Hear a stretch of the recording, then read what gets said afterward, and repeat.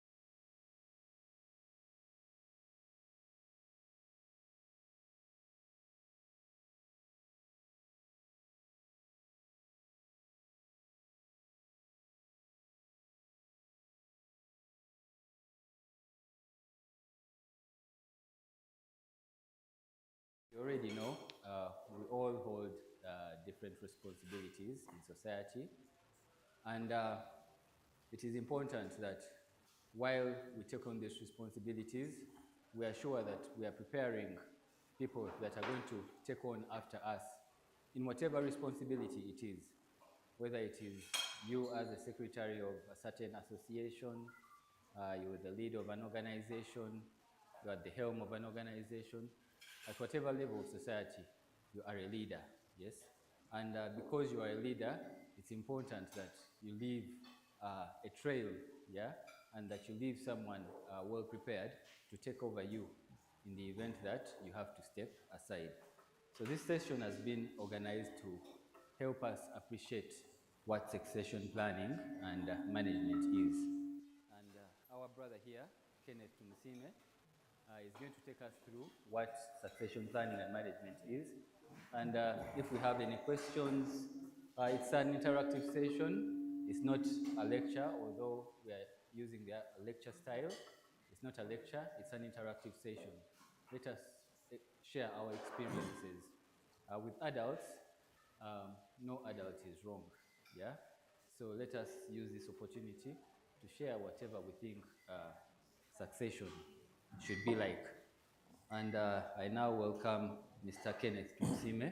But before he takes us through, can I have a volunteer to give us a word of prayer? And we put the session in God's hands. Thank you. Heavenly Father, mighty King of glory, we thank you for all. We give you glory and honor for this life. We thank you for friendship.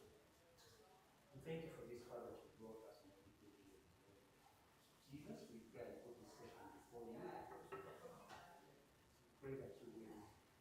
guide the moderator, use him or her teaching glory to impart knowledge. We pray that you will also be attentive, that we will not go back from where we came. Speak to us, and we pray that we have a good evening. So those that are still on their way of Jesus, we pray that you don't go very much. Thank you, bless you, bless you. Amen. Thank you very much, Mr. Kagenye. Now I wish to welcome Mr. Kenneth Msime to take over. Thank you, Douglas.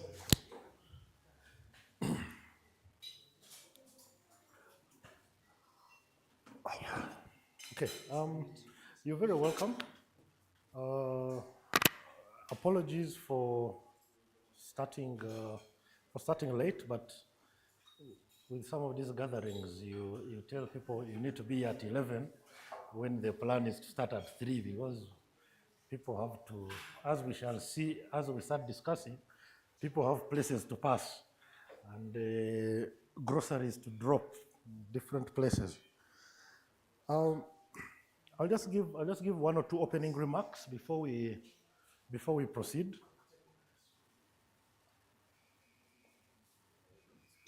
Oh.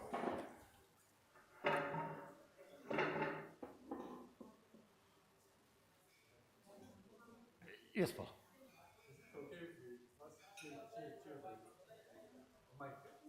I think this is more for people who are online than, or we can move it further.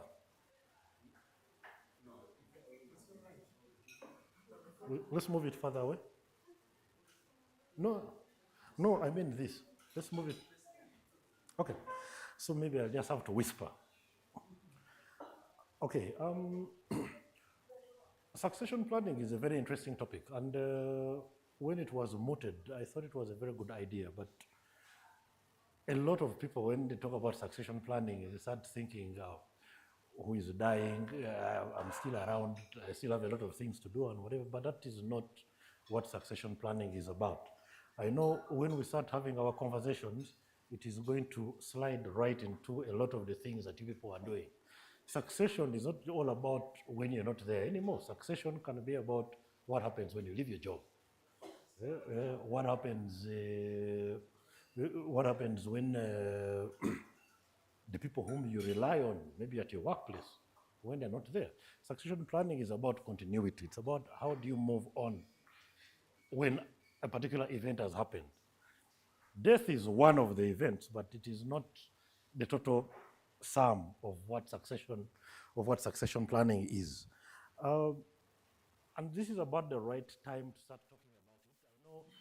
I know, unfortunately, my brother Mukasa is not around. The conversation he gave us, I think it was in November, where you start waking up and saying, you know what have I been doing? I think I need to change the way I approach some of these things. So succession planning is the same thing. You think about it, but then you don't do anything about it and all that. And maybe as I'll say, when I talk, stop assuming that, oh no, now this person who is telling us all these things, everything for him is in order. He has gotten everything right. You see, they will always say doctors make the worst patients. They don't know how to treat themselves. They probably kill themselves. And I think the same is true for lawyers and other professionals. When you're dealing with yourself, at times it is best to have someone advise you on how to handle your personal affairs, whether you're a doctor for medical things, whether you're a lawyer for legal things, and the same is true for this. I'll give you, before we get into it, I'll give you a small example. My first will,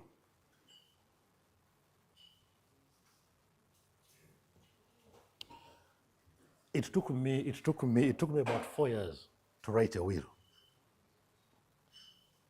Not because I don't know how to write it, not because I didn't know what to put in, but simply because I knew how to do it, but then somehow I was saying, no, I'll do it tomorrow. When you last checked, last modified, 6 months ago, you add in 1 or 2 things. 6 months. And I mean, we've seen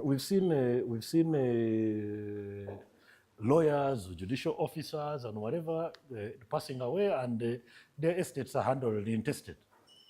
Because there are no wills. Yeah? Or if the wills are there, they are not valid wills. So this is a discussion to help people start thinking and deciding what do I need to start changing right around about now. Okay, so the selection of the topic, passing the torch with purpose, was very obvious. When you move, how have you done it? Is it deliberate, or you're just hoping that things are going to happen? So that is the gist of this conversation. You will allow me to sit such that he can also watch the screen and see how to move this. Now, before we get into this, maybe I'd just like to take a minute or two to just find out from you, after my preamble, what you're hoping to take away from this. It will help us when we get to the end and we see whether we have covered the things you thought you wanted to see, or the things you wanted to know, or the ideas you wanted to, that you associated with this topic. Is there anything in particular that you're hoping to know in this topic? Can just open the floor a bit for 2 or 3 people to give us what their thoughts on this topic and what their expectations are.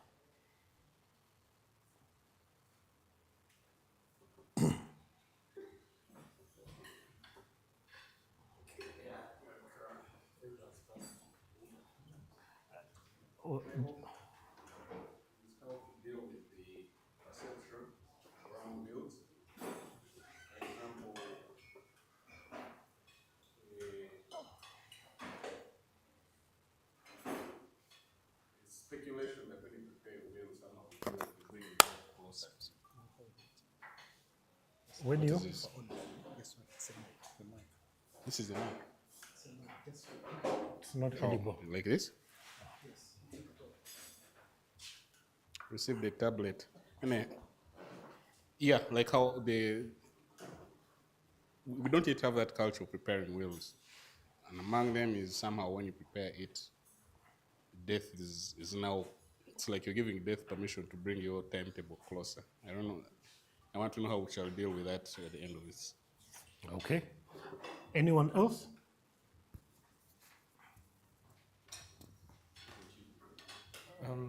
Thank you. Personally, I want to know what makes the will legal.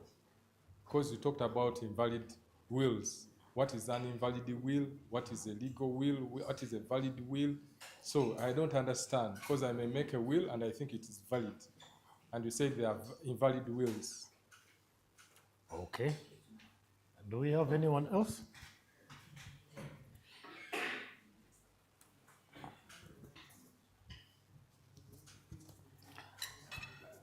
I hope we don't reduce it to wills, the discussion, because I see it's going the side of wills. But I also want to hear from some of us. How many of us have been able to pass on a business, something they have started, and they have seen it actually evolve? Slide 2. I would want to hear some of those experiences. You started something and passed it on, and then you've been able to watch it change. I don't know whether positively or negatively. I would want to hear some of those stories. Okay.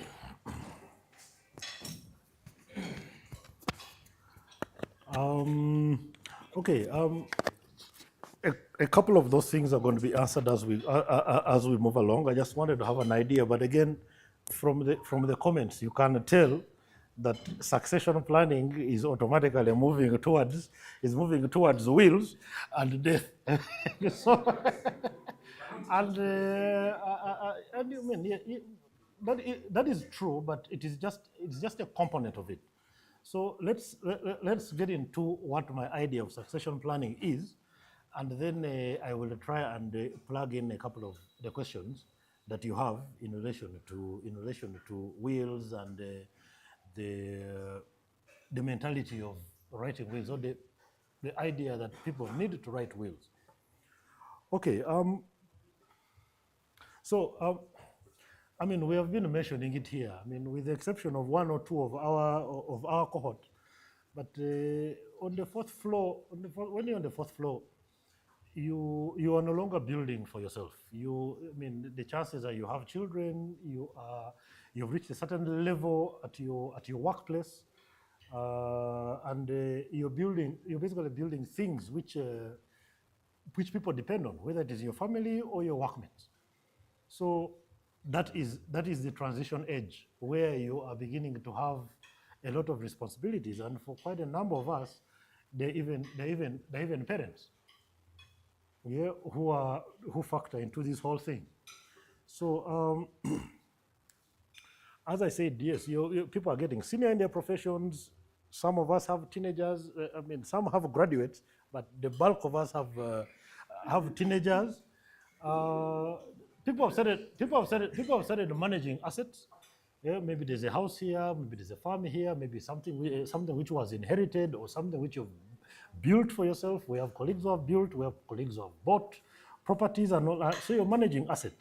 You're making decisions which others rely on. Whether we are talking about your workmates, you talk about your children, you talk about your family, both extended and immediate. These days, when you go to the village, they also pull for you a chair so that they can hear what you have to say. Some of them are called your worship, and they are kneeling. So, so we have reached a certain level at our age where it becomes very important to start thinking about that kind of thing. Okay, so as I said, succession is not just about death. I mean, yes, partly, but it's not entirely about death. It's about, okay, well, when you look at the death part, then there is pressure.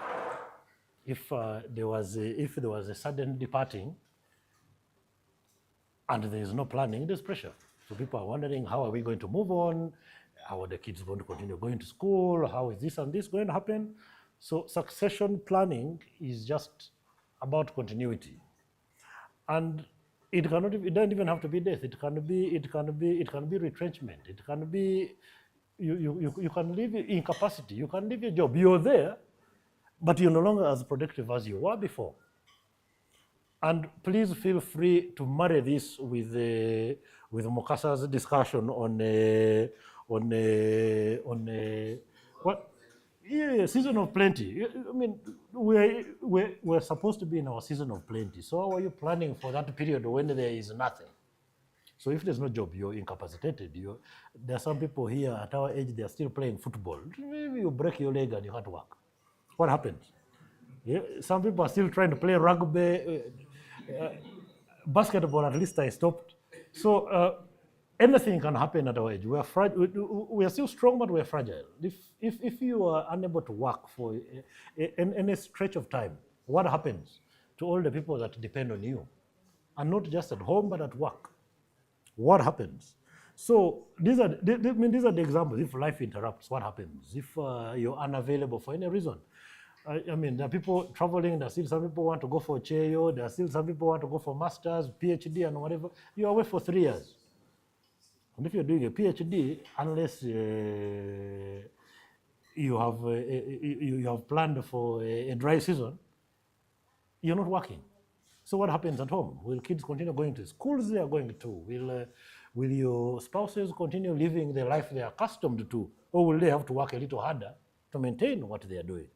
That is what succession planning is usually about, and the continuity that we are talking about. Okay, so we are going to divide this into 3 sections. There's the personal one, which involves yourself and your family, and then the others are workplace and the like. So we try to divide them so that I don't make it seem like a really simple thing, whereas it is it's a complex topic. So let's first see what happens succession planning in a personal and a family setting. And in this one here, I think the most important thing we need to discuss for starters briefly is parenting. Parenting as a component of succession planning. We were all raised in different ways.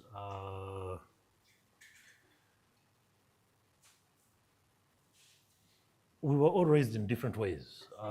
Some of us had a lot of pocket money, some had a lot of grab, some people were visited during the term, some were not visited, some people were visited weekly, others every break time the parents would be at school.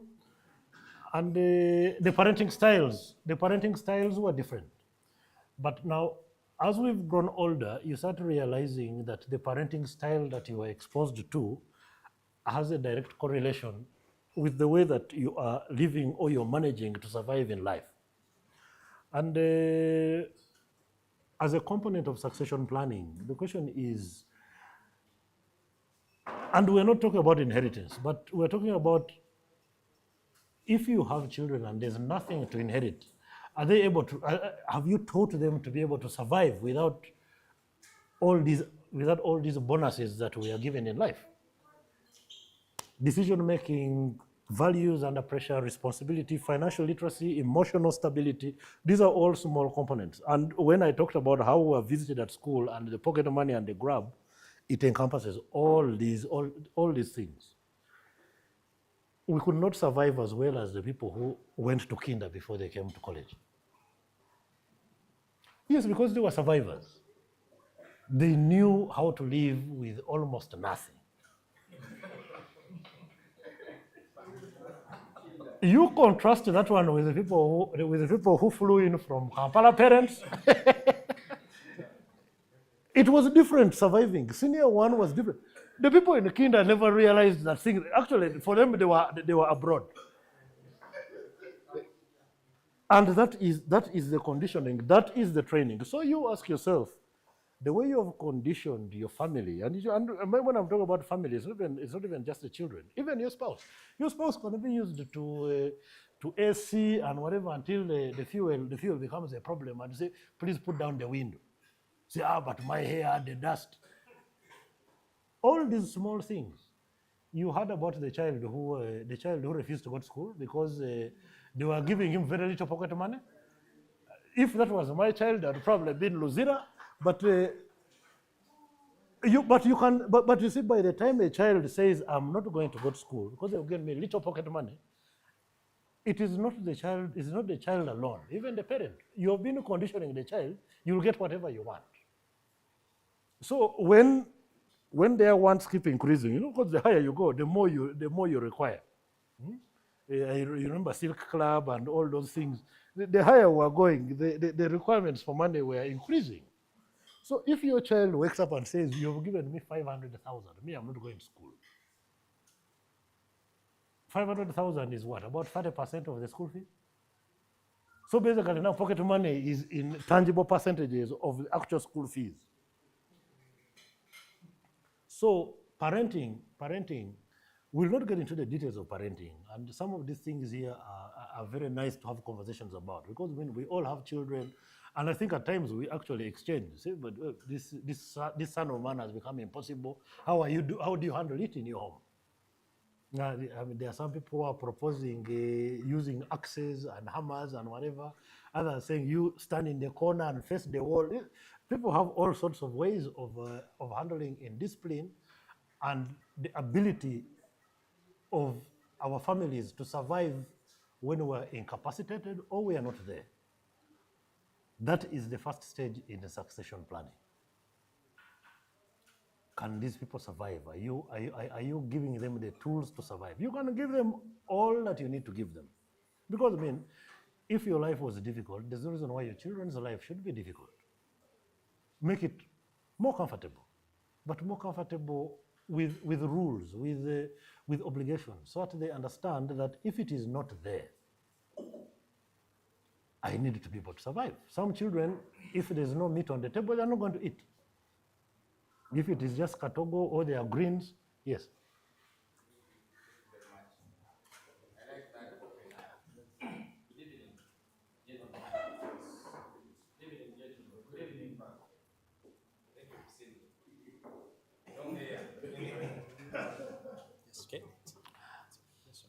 I think Yeah. you should also move it such that Yeah, I like that slide, parenting. Okay. And my question is, for those who have done it, okay, you see, parenting has two people. If the other party is also around, okay. So how for those who have done it, how do you do it when this parenting aspect has two people? Okay. Today, if I give my son, for example, 10,000 shillings to go with to school for breakfast, and I tell him, your breakfast is 2K, I don't have change, okay? The man comes back with nothing at home, meaning he chewed everything. The following day I say, I gave you yesterday, but he says I don't have. But you discover later on that the man had another 5,000 from the mom. Okay? So what do you have to say about that? Because you see, this thing is, it's like it's about me alone. But I just wanted to bring in the other perspective, that the succession planning slides for Mr. Tomosime here, if you're to review them, don't sit in your corner and you review alone. Okay? Actually, if there was a soft copy, I would keep sending to what? okay. So that I make sure that we are all on the same what? On the same page. I'm telling you, you can do your best. But I know most of you have the other partners, and I think if this thing is to survive, or if it is to work, it cannot be you alone. Both of you have to be on the same what? Page. On the same page. Thank you. Agreed. Thank you. If you allow me, just make a light comment on that. I think we have to find ways of communicating and making sure that we make our partners understand why we want to have a certain approach. Yeah, because if there are two parties in the play field, yeah, it's important that there is a proper coordination. Just like we used to play rugby, and before a match, yeah, Timo would, as a captain, would pull us together and give us our approach to the game. Yeah, the same way, you as the captain, you have to find ways of bringing your team together, because yes, you have your vice, but then there are other players in the game. Bring them together and make them understand why you're using that approach, so that you're all on the same page. I thought I would share. Thank you. Thank you, Douglas. May I, mine is just an addition to Toto. Reality is, parenting is not a simple journey, but it is as equally not a difficult journey, more so when it comes to Madam. I encourage everyone to learn how to talk, but again, to take control. You must always act like, in a relationship, one must always act like you're foolish or you don't understand what is going on. But you must be exemplary by executing your duties, yeah? To show command, to show that position you're in. With that, you'll be able to convince our madams to get in line with doing things together as a pack. Thank you. Okay. I am very scared of adding anything to our senior citizen because in terms of experience. However, the three speakers raise some valid points, and marriage is an interesting thing. You see, when men are in a gathering, everyone is talking as if they are the big dogs. They are the ones who are running things, until they get back home, and and they are saying yes. That one is okay. So we needed to balance the. We needed to balance the realities, the realities of marriage, or the realities of parents, along with the realities of parenting. I mean, if it works on a TV, bad cop, good cop, it works where? I mean, you analyze the strategy of your partner. If your partner is, and the chances are that the people who look very tough here are the ones whom the kids play around with at home. They just know that when I go to daddy, pocket money is sorted. Yes, we'll be here. Now, my brother here was talking about 10K. He has no change. You may find the reality is it is actually 10K. You know, once the one is finished for break, you call me, I will send you the one for lunch. But aside from that, I think it is understanding the parenting styles of father and mother. If she's the tough one, then someone needs to be the one whom they can approach, because these kids are brighter than we ever were, but somehow they are more fragile. They're doing silly things because they have not given you pocket money. You want to go and kill yourself or something silly like that. In our time, your parent would kill you before you thought about killing yourself for having a silly idea like that. So the times have changed. Understand the parenting style of your partner, and then you try and balance. But in the back of your mind, you're looking medium term to long term. You're trying to see this child, even if you have all that you need, do you understand where it comes from? Or do you understand how to make it? Or do you understand that it may be there now, it's not going to be there tomorrow? Do you understand that you need to maybe save? Whatever you get, you cannot eat it all. So understanding all those things is step one in succession planning. And we have already talked about this. I think once we finish talking about parenting, the next question is what happens if you are unavailable for some reason for 6 months? Let's just say you have not died. You are around, but 6 months you are unavailable. You may be suspended. Or, for instance, like now, how we have like Bessie J, he has been in jail for 2 years. So for some reason, you decide to become a politician, and they send you to jail for 6 months. What happens? Who makes the decisions? Who understands the way you think?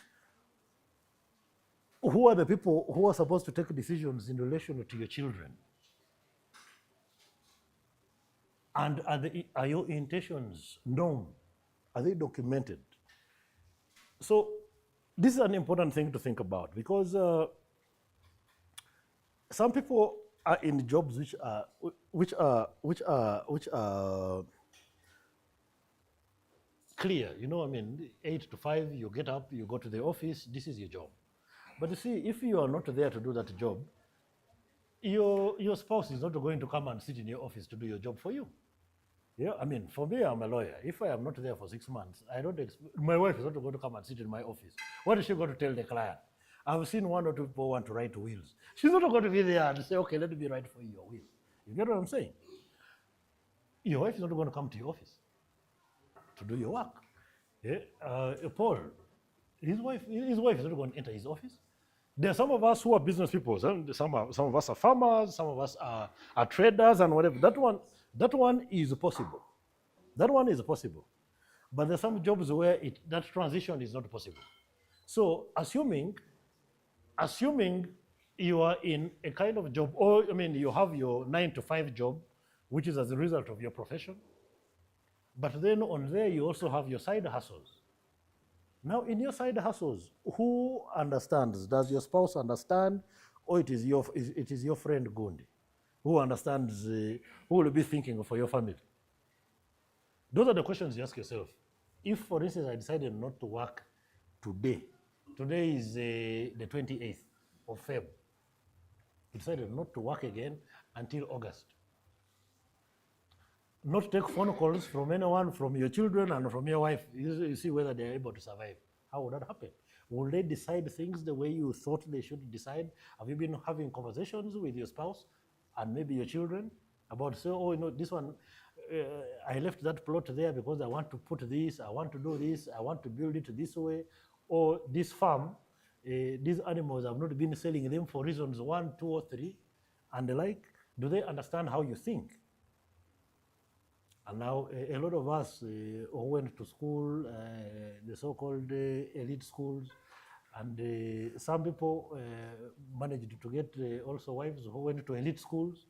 Now others, they are not so elite, but there. So now at times, you don't even say it, but even the way you carry yourself, the way you, the way you handle things, you are elitist. Your thinking is a bit different. You probably want to come and think, or and sit down and talk. You sit down with Douglas, and then he's the one whom you're discussing things you want to do at home, as opposed to going to sit home and you discuss with the person who is at home. Because when you're not there, maybe Douglas will inherit your family, but if he doesn't inherit the family, they are going to handle their things. Yeah? And also intentions, documenting intentions.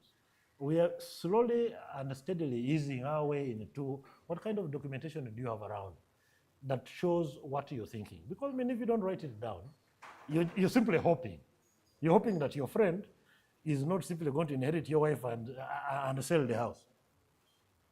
Or and your kids are going to study. Or you're hoping that your siblings, who have been very nice when you're around, are going to continue being nice when you're not around.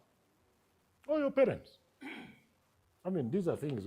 We're now in our 40s. These are all horror stories that we have seen, either really close or at a distance. But you're seeing things happening. Children trying to overthrow their parents when they're still around. Yeah? People passing away, and even before the burial, there's already a war over what is going on. So have you documented what you want to do? Even business partners. You are in a business with someone. What happens when you're not there? These are things we have experienced, Paul. These are things we have gone through. Yeah, and the fact that we may be honest with our colleagues whom we have been doing business with doesn't mean, because you don't always have to do business with people whom you trust. If he works for you at that time and it is good for the business, you work with him, but you know the moment you blink, he's going to hit you on the head. We enter those business deals every time.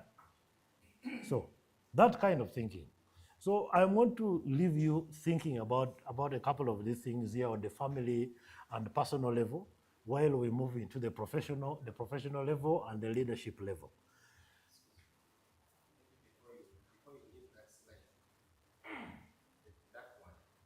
The previous one. No, I think the family question? The family risk question. Yes. I think just guide is that the last 2 bullets. Yeah. Sorry. You're guiding that the last 2 bullets are very, very important. Okay? And how do you document something without a will? In which other document, is there any other document where you can write that? Okay? Because some of these things can be challenged. Okay? And I know when you talk about the will, people think they're going to die or something like that. For me, to be honest, I have mine. I've so far changed it 6 times. Okay? Because either way, whether you have it or not, you'll die. You'll die. and I can tell you, for me, where I come from, in my family, both sides, because what I've come to realize is, long ago, our grandfathers believed in, they trusted people. So some of the things are not actually documented. People were trustworthy. People were trustworthy, actually. People were trustworthy then. So some of the things, there was no need to document them, okay? But now, if you've not documented, yeah, his lordship there will ask you, where did you write it? In court, and you have nothing. So for me, my takeaways are that you have to document, okay? Compose yourself properly and start on that journey to document. Whether you have a kid or no kid, I think it's very, very important to document. Thank you. But just tell us if there's any other document where you can write. Because when some people are writing wills, they cry, they do what? Feelings. Okay? So is there any other document where someone can put those things? Thank you. Okay, thank you very much. We have another, but you man, I don't think they should allow you to be wearing black. Thank you very much. Thank you very much, Sendaula. And while Sendaula spoke, it triggered something in my mind. And when you asked for expectations, sorry, as I'm seated here, I'm also trying to run a campaign, but it's okay. The question I have is, as opposed to wills only, like you said, how would you guide us on how trusts work? Because part of succession planning is whatever we're doing for the generations that come there after us, okay? And many times, wealth does not go beyond the second generation if it's not well planned. And trusts in Uganda seem to be either we are unaware, uneducated, or I'm not sure the law covers that. So if you could help us also elaborate on that. Thank you. Thank you very much. Okay, you see, it is like when you're telling a joke and people are getting to the punchline before you get to the punchline, either because you're dilly-dallying, you're not getting there quickly enough. But you're very right. Wills are one way of documenting your intentions. But as His Worship would tell you, when there's no documentation, they also want to know the friends of these people. What did he tell you? What was he thinking? Because I mean, you may be. I'll give you an example. There's someone who wanted me to do their will, and I didn't want to do it because of the relationship. We were close, but they insisted. So I go there and I give them an outline of the information they needed to share, and I tell them I will see you in 2 days. It was a Friday, I was traveling, and I was going to be back on Monday.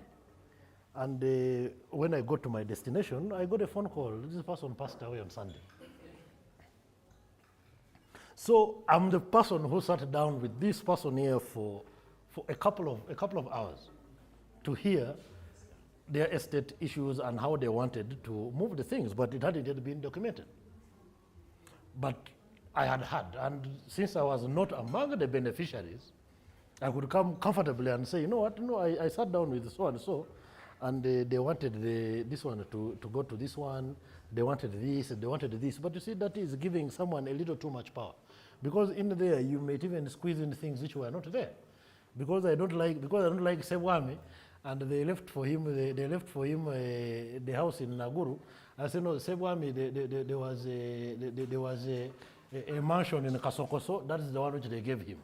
And he doesn't get the one in Naguru because I have an issue with him. So you can do that. You can tell someone and they will do what you wanted them to do, but usually you need to document it.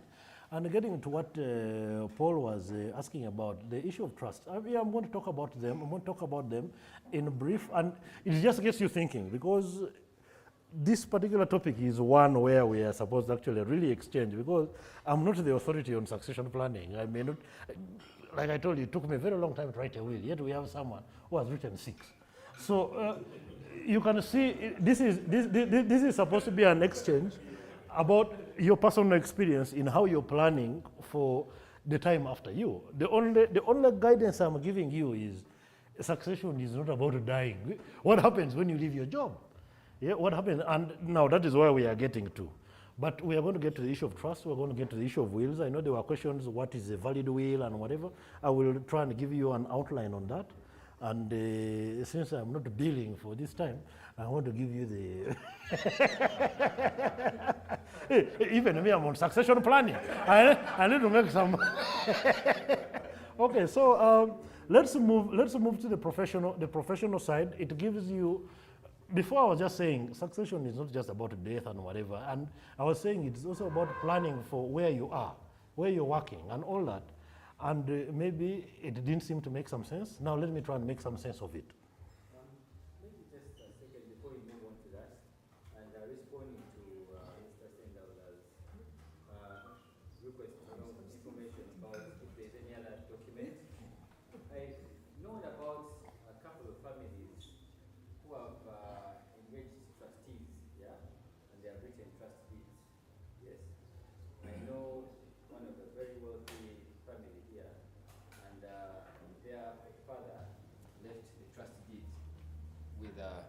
somewhere in the UK. But eventually they were able to benefit from whatever was The left trust behind without necessarily having to be in the will. So the other thing is could be a trust deed could serve such a purpose. Yes, and there's a full section on how to actually. Yeah, we have a full section on how to actually actualize all these conversations we're having. How do you make them practical? Right. Yeah, so there's a section on that, but definitely a trust is it's an up and coming way to do it. I mean, the developed world has been doing it for a very long time. It is only beginning to take hold here, and I will explain some of the reasons why people are not yet comfortable with the trusts here. So let's try and speed this up just a little bit. Okay. This is a very important question when you're in your professional life, and everyone has an opinion of themselves.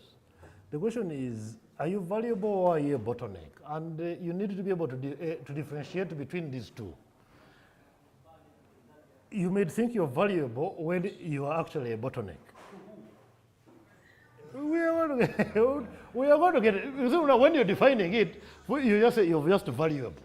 Whether it is to the organization or valuable to yourself, that is the question. Now, when you're valuable, at times you'll having a lot of value in your organization means you're indispensable.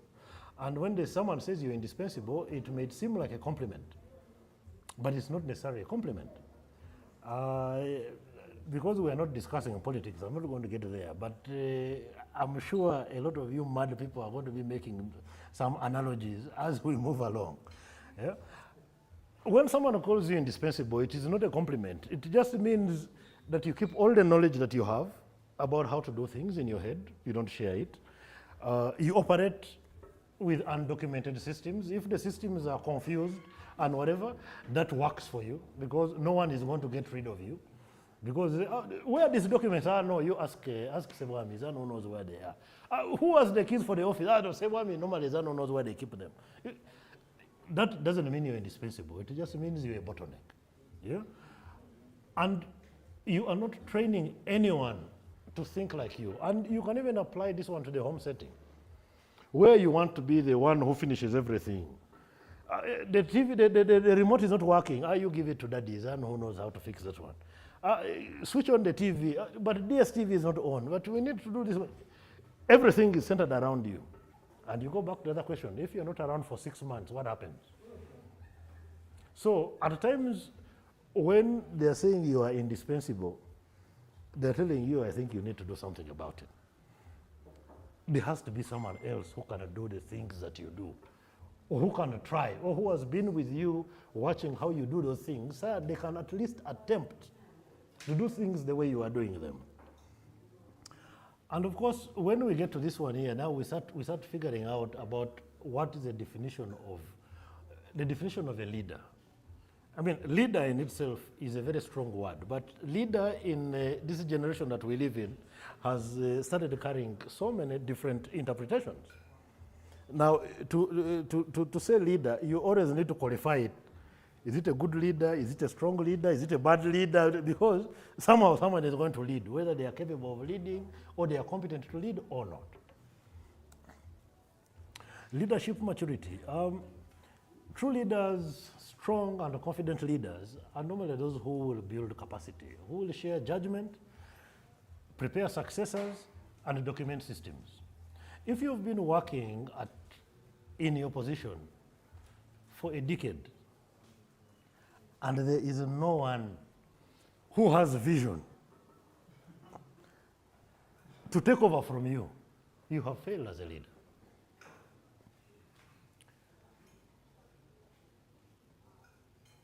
Even if you move it to the home setting, your children, now our children are starting to enter 18, except one or two people who they entered long ago. But our children have started now becoming adults. If those children, the good Lord gives you 10 years from 18 up to when they are 28, if those children are not able to, at a bare minimum, think a bit like the way you do, plan things like the way you plan, or take care of things the way you take care of, I think you failed as a parent. And you failed long ago because you cannot teach a child at 18 what to do. By the time they get to 18, they need to have an idea of how to be responsible and the like. And that translates back to work. I mean, if you have had an employee, yes, you're going to have an employee and you live in a cut cake, so this one has been with me for 15 years. But how can you be working with me 15 years, you're a driver, and you have not at least upgraded to be able to repair the car that you drive. You just want to enter and put in a D, and then you say, boss, where next? You can't change a tire, you can't, if the radiator blows or whatever, you also start crying along with the person you're driving. When you have employees, you also want them to grow. And personally, I know we have had a couple of employees passing through our organization. Some have upgraded, they have become magistrates, others have moved into different offices, and we're very happy to see them go because they are growing. And once they grow, that your network actually grows. Because you have nurtured the zeal to grow and be much bigger than you really are. There are some people you look at them and say, well, you're too bright. I don't think I can hold you here. If I hold you here, I'll be restricting you. Because I mean, yes, we are not the biggest of organizations, and I mean, even if we are talking about Sendawala's organization, there will be people who might be too big for that organization. They need to go higher. They need to go out. Are you nurturing that and encouraging people to move out, to get new people and indoctrinate them? That is what makes true, strong, and confident leaders. I am confident that even if I teach you the things I know, my job is not at risk. But if I'm not there, you can handle it. That is confidence. You look at Jobs, Steve Jobs. Tim Cook was working alongside Jobs. And when Jobs was normal, I'm sure he still wanted to be alive. But when he was normal, Tim Cook is there and Apple is still as strong as ever. It may not be as creative because there are some things you cannot teach. There are some things which are just inbuilt. But at least you can nurture and enable someone to be more than they are. And of course, the opposite of what we're talking about, these are the weak, insecure, and the unsure leaders. They want to control everything. There is no delegation, and the replacement is a problem. If I am not there, I am nobody. I'm not important. I'm not anything. That's the characteristic definition of a weak leader. And unfortunately, that the word leader is attached to them because they don't have the qualifications to be called leaders. All this is building up, and supplementing all the things we've been talking about. Once you start applying all these things here, if you are a weak leader, then there's no succession planning. You'll just run everything until you drop dead. And then the ones who are left will figure out how to survive. You will not be there. You will not feel the pain. You will not be there. But you will have done a disservice to the people you're living around, whether it's to your home or it is to your organization. So the switch from weak to strong is an important thing to think about. And we've been talking about all these things, but now let us start moving in the direction of how do you try and apply all these concepts we've been talking about. We had talked about things like intent,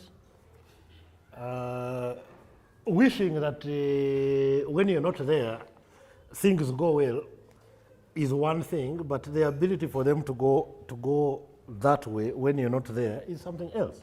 So intent is always, you're promising, no, I'll do this. I did that for 3 years. No, I'll write this will tomorrow. I'll write this will tomorrow.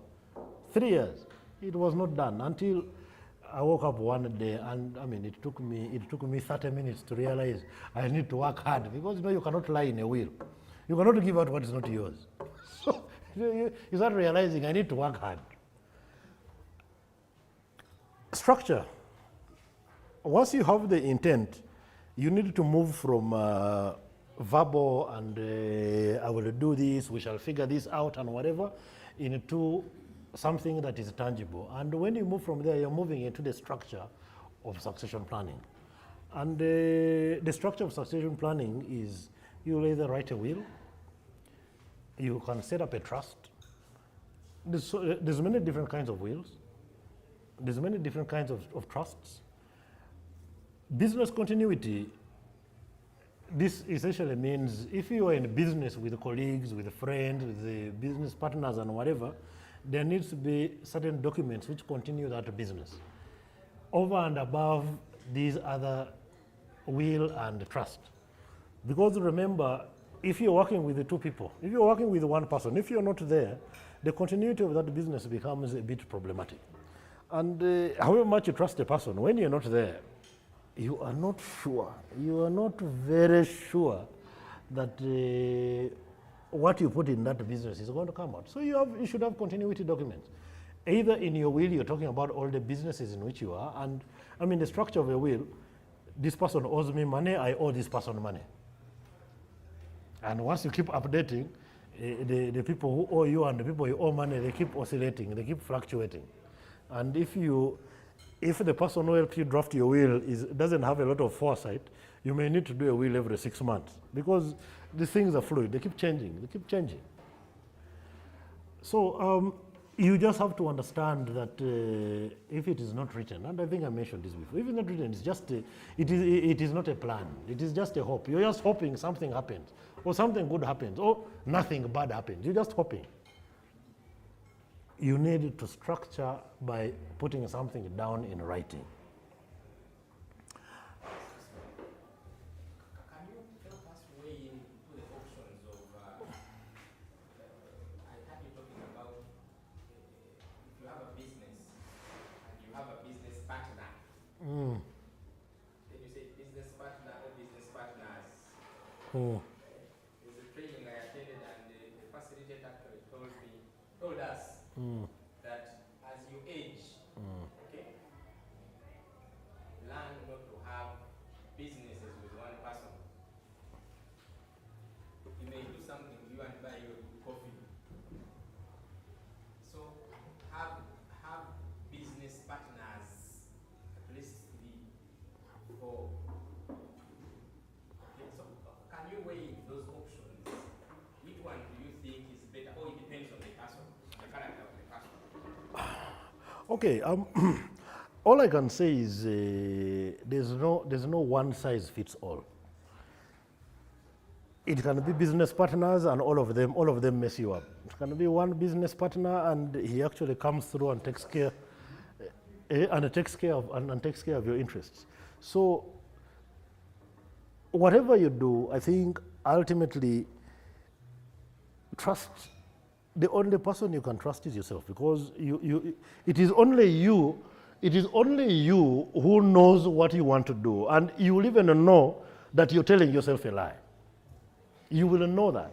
So how do you protect yourself against that issue of the issues of trust? You document your things. If you're in a business, let us say 9601 investment, yeah. So this is the money. You should have a record. I've put there this amount of money. Yeah, these are the things the people have bought, such that a person who is coming from outside and just coming to inquire says, "But Ken, Senda would have told me that he had shares in this company." You have some information. A person is going to be hard pressed to tell you. But if you don't know anything, you have no idea where the company is, you don't even know who the partners are, and you don't have anywhere to start from. You may not even know there's an account. I'm sorry to say, but banks, a good amount of money in their portfolios is unreclaimed money, because people have accounts and they have hidden them, they have kept quiet. No one knows they have an account in that place. And the bank is not going to come and put on radio, say, you know what, by the way, there was an account, it has 3 billion, and the names were Sewam. Yeah, they're going to keep quiet. So you need people, and I'm going to get to that, because someone needs to know your affairs. You know, there's some affairs you do, and you don't want your spouse to know for one reason or another, but someone must know, and someone else must know that someone knows, because the one who knows may keep quiet. So someone else must know. You see, it's a backup of a backup plan. I'll tell Frank, say, no, Frank, you know, I have my plot in Gayaza, 1 acre. I'm keeping it there for emergencies. My wife doesn't know. Frank said, no problem. Your secret is safe with me. But it may be very safe. If I'm not there, you're not going to say anything. You get what I'm saying? So I will tell Paul, say, by the way, you know, I have my thing in Gayaza, 1 acre. The only other person who knows is Frank. And I keep quiet. So if it becomes very safe, now at my Lumbe, Paul is going to be saying, but how comes I'm not hearing Frank saying anything about that thing in the Gaza? You see how you secure yourself just by telling someone. Yes. You know, because you see ordinary, you have to do that. And you know, even in your will, when you write it, you say, I have made 4 copies of this will. 1 copy is with Frank, 1 is with Sewami, 1 is with Paul. So if I am not there, Sewami is going to bring his, says, but I've found Frank here. He hasn't come with his copy. Because the will mentions all of them. Everyone knows everyone else who has. So you need to do that. I don't know, Sendaula, whether you're beginning to check whether your will has all these things.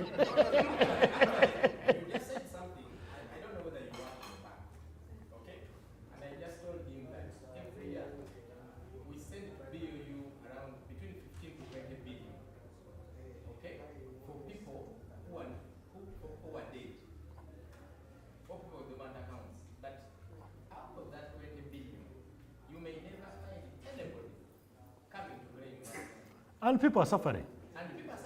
Your people are suffering because you never told them that you have an account in a bank. At least you say you have an account and it keeps quiet. Yeah, so it's a lot of money. It is. And it may be a lot of money when you look at it in a compounded way. But if it comes to a domestic setting, yeah, just your wife and 3 children, and you have an account which has 300 million shillings they don't know about, and they're here wondering now, what are we going to do next? This guy is gone. That is the epitome of selfishness that borders on, if you go to heaven, someone should appeal and you'll be sent to hell. You know, because that's absolutely evil. That's absolutely, even when you're not there. Because 300 million shillings, even if you give me 300 million shillings now, I will call you daddy. So anyway, we are moving into a complicated world. We're moving into a complicated world, and this world here, and it has a lot of. It is connected a lot with succession planning. These are days when people have multiple families. You have children here, then you have some children there, and then when you are posted to Busia for 3 months, you left there with 3 children, basically, and not just your own children, but you have business partnerships like we have been discussing now. They are dependents, either children of siblings, an uncle here and there, someone who passed away and said, these children, I want to look after them. You've been paying school fees, either remotely or they have even been living in your home. Some people still have parents. Some parents are able to take care of themselves. Some, you're actually taking care of parents. You know, I think we had this conversation. We are the age group, the last of the people who are going to actually look after parents. Because if, and Mukasa said it and everyone kept quiet, said if you think your children are going to look after you, you had better think again. This is not going to happen. So that is the modern complexity of the world we are living in. And because it is complex, it needs to be made clear. So clarity is very important. And where there's no clarity, there is conflict.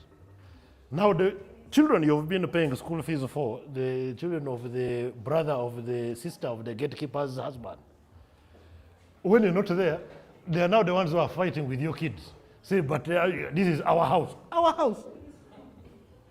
But because you have not made things clear. So if there's no clarity, there is conflict. And if there's a conflict, then everyone loses. Your own children, plus even the ones you've been helping. And things get messed up that way. And how do we create clarity? Clarity is in documentation. And documentation, we move to the topic you have been jumping. I've been jumping on from the beginning. We are on slide 16. Yeah, the slide. Okay. So I'm just going to give brief differences between these two concepts. The concept of a will, which in law is called a testamentary disposition, and a trust. No, let's just stay with the will because we are going to create problems. Okay, now basically the role of a will is distribution. It distributes assets after death, appoints guardians. The challenge with the will, it has to go through probate. Probate is the process you go through for a court to appoint either actually executors of a will. That is probate. So basically going through probate, Administrator General, certificate of no objection, then court, blah, blah, blah, until there's an appointment. Basically, they validate the will, and then the executors start handling the will. Probate is a process, it is expensive, and if the will is not done properly, you may have written a will, and you end up having your estate administered as if you had no will. And you see, in families where there's no fighting, even if a will is faulty, they're not going to challenge it. They will accept the will as is. But as I said previously, if there's no clarity, there is conflict.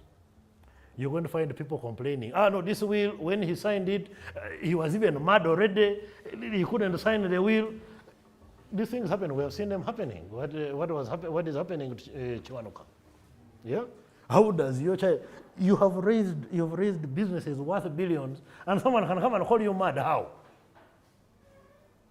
But all those things play, because the question is, when you are writing the will, if you had to put in a couple of beers, a person, there's CCTV around.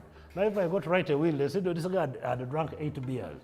I don't think he was capable of signing a will, yet I saw him signing a will. They will challenge your will simply because you are drinking beers, because you did not have the presence of mind to execute an important document like that. Okay. Okay, now, I have two. Just a moment.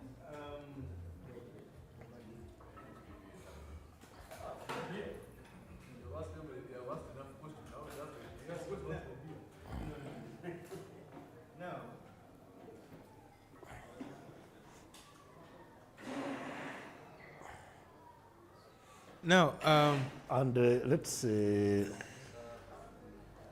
what would happen, because I know these things of probate and what are in the modern setting, but we all grew up knowing that our grandfathers and maybe fathers, a number of them had wills, and the distribution is done without going through the probate thing. People just come for Lumbe, they read the will and distribute the things according to what the will is saying, and that is it. Then two, is it okay for someone not to do a written will? For example, someone is under camera, he says, there's someone who told me that their father called someone like on video. He said everything on his mind in camera. then I think they made recordings out of it, and they just cast it there, and that was it. Not written, nothing. So what would you say about such? Okay, that is getting interesting. Yeah. Okay, first of all, you can have an oral will that's not even on camera. The only challenge with things like that is proving. Yeah. Yeah, and these days with AI, Gideon can give me his modes here properly, and everyone will say, but that is Gideon giving me the car. But in camera, that is a will, because you see, aside from documentation, the guidelines for a valid will are very clear. If you are speaking in a camera, you have two witnesses. Yeah? Those are the people who would ordinarily have signed if it was written down. You have two witnesses. For instance, you have a valid will. You come, you state the date. You first have to prove your mental faculties, your mental sanity. So maybe you on camera, you state your name, you state the date, and maybe the first 5 minutes you discuss current affairs. So the person who is watching the video says, this person here is actually sane and sober. You get what I'm saying? Yeah, and then you get into the distribution, yeah, which is fine. So there's many ways of doing it. There's many ways of doing it.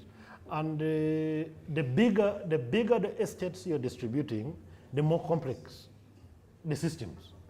I mean, if you're handing over 1 or 2 councils and your crocs and whatever, the cost of getting video is, but I mean, if there's an estate, there's this, and then you know, and in your mind you know that these brothers of mine who are a nuisance, they're going to disturb my wife, they're going to disturb my children and whatever, you try to do things like that. And people with money will probably do that, and in there they will have a magistrate, they will have a judge, they will have, all those things, such that all those siblings who think, twazalwa nono, wawataliwo ebintu byaffe, they deal with those people.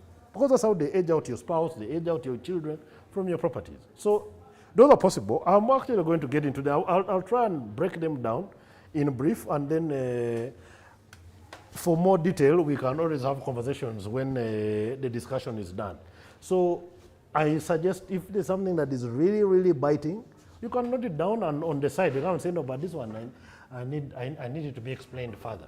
The purpose of this is largely to get you thinking, and to know that these are the options that are available, and then you can pursue through someone, say, what, I want to pursue this one, I want to do this one here. I mean, some people have written wills, a person may come and say, what, confirm for me whether this thing here is properly done. Yeah? Whether it is validly done. No, so something along those lines. So you talked about in the olden days how things were distributed at the Lombe. That is illegal. If just one, you see, like I mentioned it earlier, I said, in families where there are no fights, a lot of things are going to go unchallenged. But you try and do something like that, you only need one drunk uncle who has the number for a lawyer, and you have a problem. So things need to be done properly. And because we have gone to school, and because we know people who are in all these professions and whatever, no one is going to charge you for calling and saying, you know what, well, I've gone for this Lombe.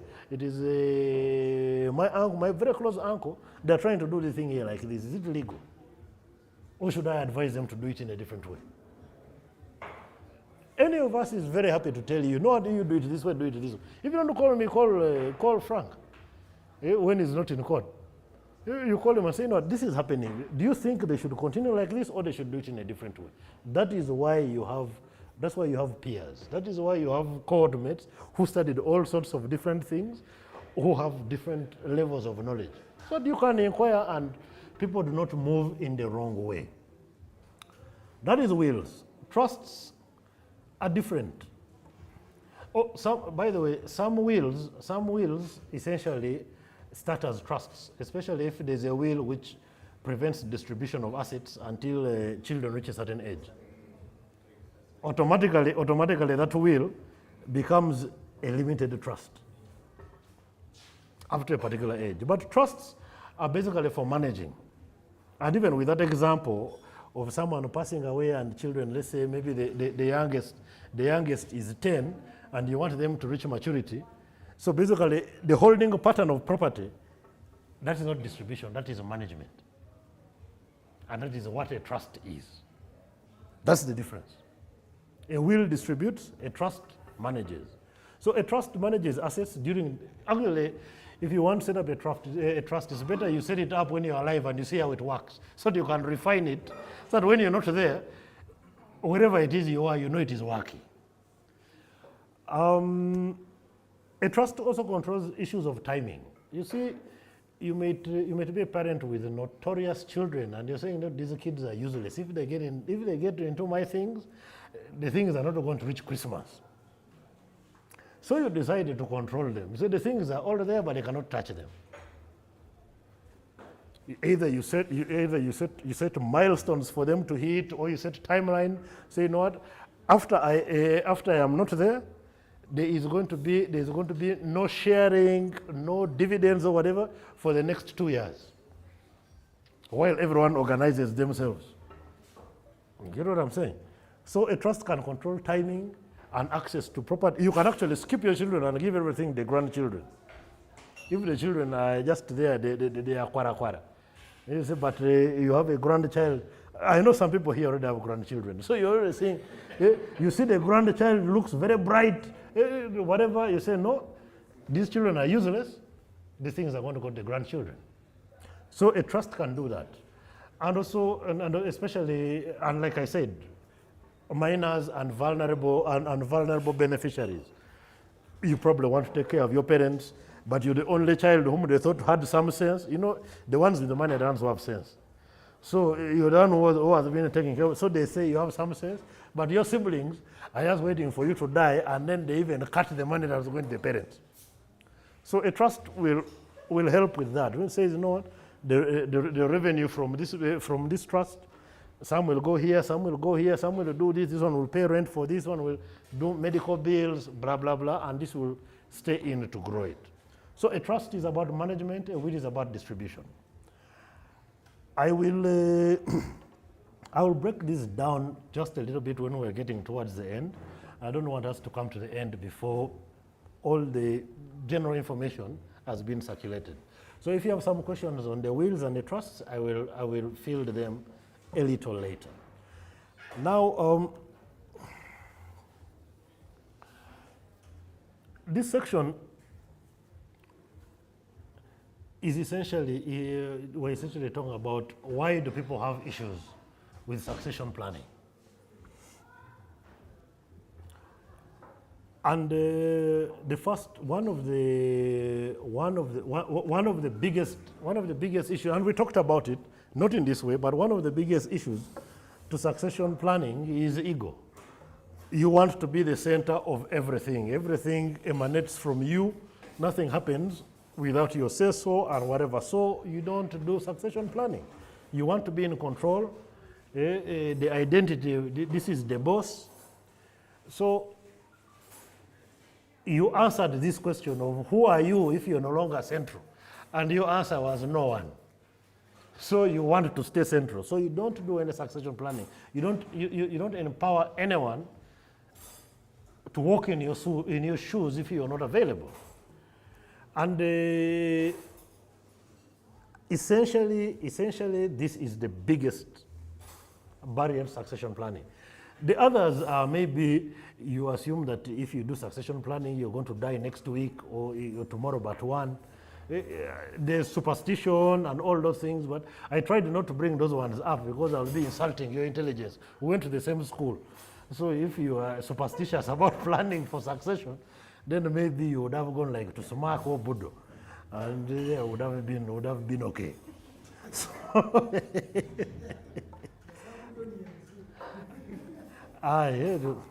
So, we need to seriously think about moving, and the question is, how do we move? We now know what the succession planning is, the general things that it encompasses. We have an idea, the instruments to use or the structures to use in succession planning. even if it is not in a lot of detail. Now the question is, how do we move forward? Because we have now understood that this is no longer just theory. The age is just right. The children are just beginning to reach adulthood. The jobs we are getting to the right places, and even conversations about retirement age have started cropping up. I'm telling you, in a few years you're going to need to retire. So we needed to understand some of these things. So you start realizing that it is very serious when you have buried members of your cohort, and we have buried some of them. May they rest in peace. But when you see what happened and how they went, how they fought to stay around, and their time was just up, it tells you it could have been anyone else. So succession planning ceases to be something that you're going to talk about, or something that you'll talk about with your older siblings, or with your older uncles, or with your parents, or whatever, advising them to do. It is something that we actually need to start doing now if we haven't already done it. And if we have done it, we need to refine, we need to improve, we need to make sure it is accurate. Like Sendaola said, simply because you have not written a will doesn't mean you're not going to die. Or writing it is not going to kill you immediately. But what you can be sure about, if you go, you rather go when there's something written down outlining how things should happen. And by the way, you don't even need to have assets, because even a will can specify how you even want to be buried. Some people have all sorts of interesting ideas. They want to be buried in Manchester jerseys or Arsenal jerseys with the football boots. No, I mean, people have all kinds of requests. Some people don't want big functions. Some people say, hey, don't take me to church. All sorts of things. So, who is going to know all these things if you have not put them down in writing?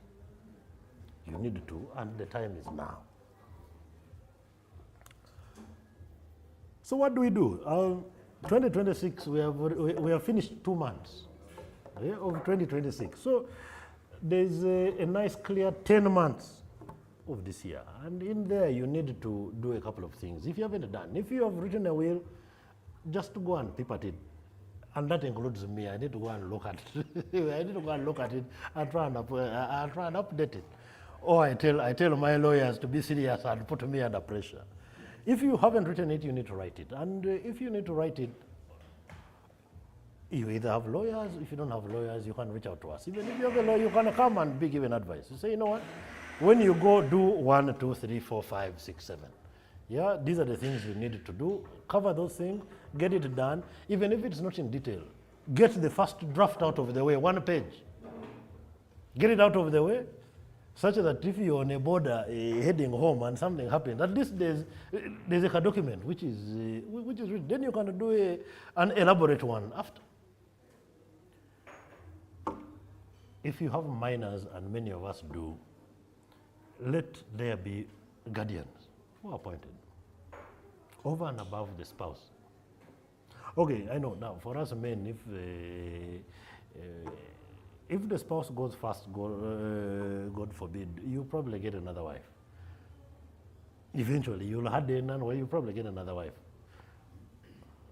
It is not the same. It's not the same with women. But if she actually does get another husband, you have a problem. Because the other husband may not want to have kids in his house, or he's going to come and enter your house. What was your house? So have guardians to support the spouse. Yeah, she can take the decisions, but then the people are going to come and say, but this is what, and when you have guardians, let them not be surprised like everyone else that they are guardians. Let them know. Yeah, if I'm not around, my children, and these are the plans I have for my children. I would want them to study here. I would want them to go through college. I would want them to go here. Please, my children should not go to kinder. They should go here. Let them know. So let them not be surprised. So that when you are not there, there is someone who is coming, and because your spouse is saying, this guy has gone, now let me go for the chair I've always wanted to go for. Let me take these kids to another country. They come and say, no. As far as we're concerned, this person here never wanted these kids to go anywhere until they reach this age. Appoint them, notify them, and have conversations with them about what you want, how you want the children to grow. Review business continuity, we talked about it. When you have this, you have Lugambo, tell 1 or 2 people.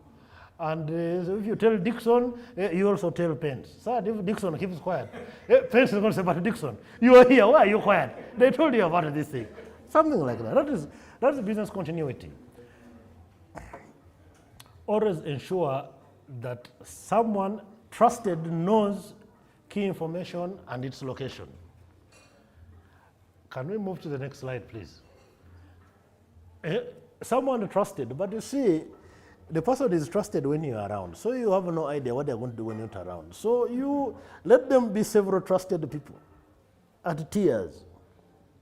So you tell her and say, by the way, I told Ochama, but if I've passed away and after 2 weeks no one is declaring that they have this interest here, I think you should come and ask what is going on, because now you also know. Then maybe there's another backup, because if those two meet and say, but they also told you, but now let us just do it. There's probably another person who knows, who is quiet.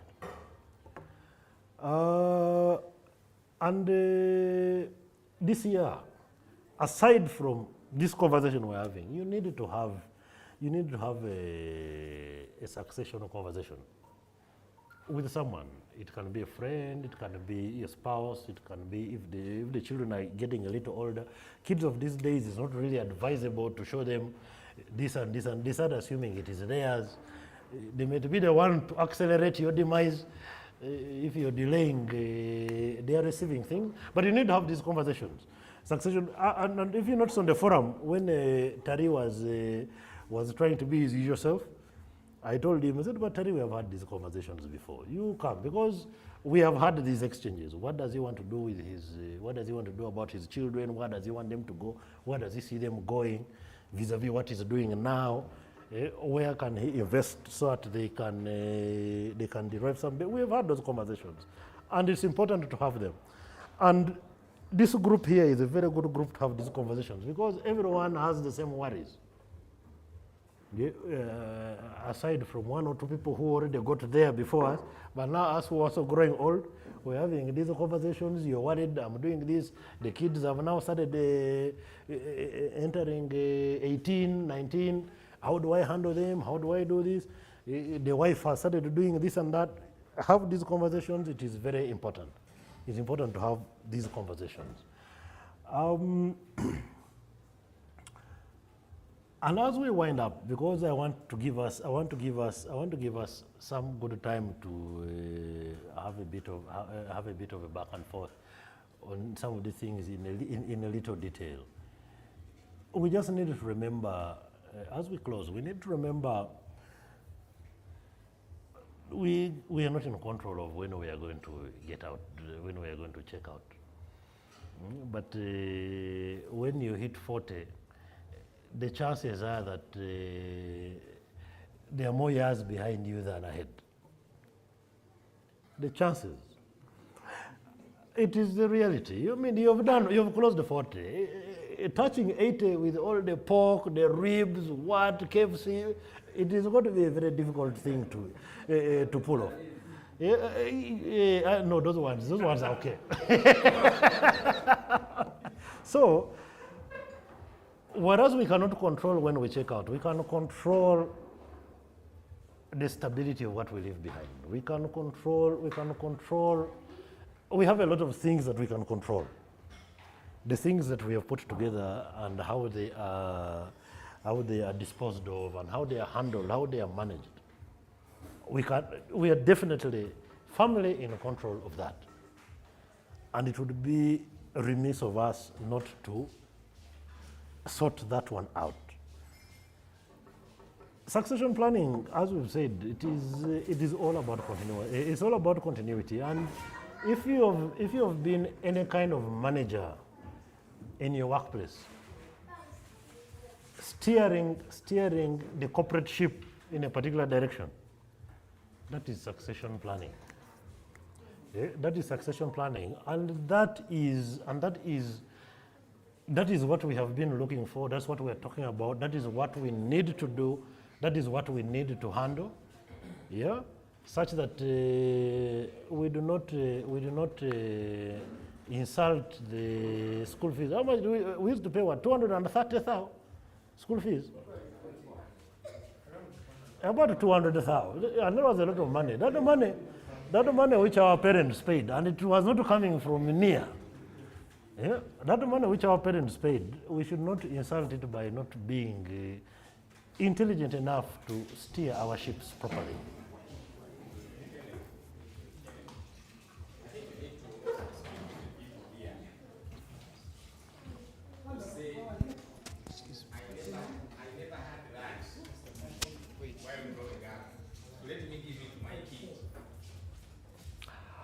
The people here who say, I never had this when I was growing up, why? Let me give it to my kid to enjoy. You're forgetting that you're where you are because you didn't have it. So, please. Yeah, no, I agree with you. I agree with you, and I believe the things we never had. It is always very good to expose our children to some of those things, but also we grew up in an era. We grew up in an era where our parents did not tell us much, apart from looking at you badly so that you don't do something. They would hardly tell you anything. All they say, if you do this, you're dead. But these days, we are growing up with children who are going to ask you, but why? Why don't you want me to do this? I cannot understand it. Sometimes my kids do that, or I see them talking to their mother, and I'm saying, if they ask me that question, I'm going to kill a person. Because I don't understand it. I couldn't ask my parents that. But please, give your kids the things you did not have, but also on top of what you're doing, try and ensure that you impart upon them lessons that you also did not get. There was a slide on that, emotional intelligence, financial intelligence. They'll just give you money, and as soon as you get there, the first thing you would do is, once you link up with, I'm not going to mention their names because we're on YouTube, you'd end up at Silk Club. Pocket the money, finish. You get back to school, Kayas has fallen in. And this thing here continued, because in the university, you would get a meal card. A meal card guarantees you food for 3 months at the university. 4 months, actually. A genius would sell that meal card on the first day. And that Monday would not make it to the next day. Then after that, now for 4 months, you are starving because you're not guaranteed food. So I think some of these lessons needed to be taught. And I believe it is a bit radical, but I believe withholding things from your children when you are actually able to give them those things is the best way to do that lesson. Because if you wait until you don't have, then that is really bad. There is no reason, for instance, why you should have a child who cannot use a taxi. Who cannot use a taxi? You tell the child, move from Mutinda, you come and find me in town, send me an Uber. Send me an Uber on whose money? A child cannot use a taxi. They don't want to use a border. Okay, yes, you're going to come up with all sorts of reasons, or taxis get accidents, borders kill people. How many times have you died? All of you have seen you on the border before. How many times have you died? So it is some of these things, because you see, if I have a car and my wife has a car, but my child knows that he can use a taxi to either come from home, come and find me somewhere and whatever, it is very easy to transition for me to transition that child to, you're now 18, the car keys are here. Because he understands what it means to sit and be squeezed by people. This one last showered 3 weeks ago. This one last. You need to do that. A child needs to understand that. But if you think it is only going to be AC, or if you're moving with AC, one time turn off the AC, put the windows down when you're on the road going to Kira, so that the dust can enter a bit, and they realize that, you know what, people operate on the dust. Not everyone is always operating in AC. There's no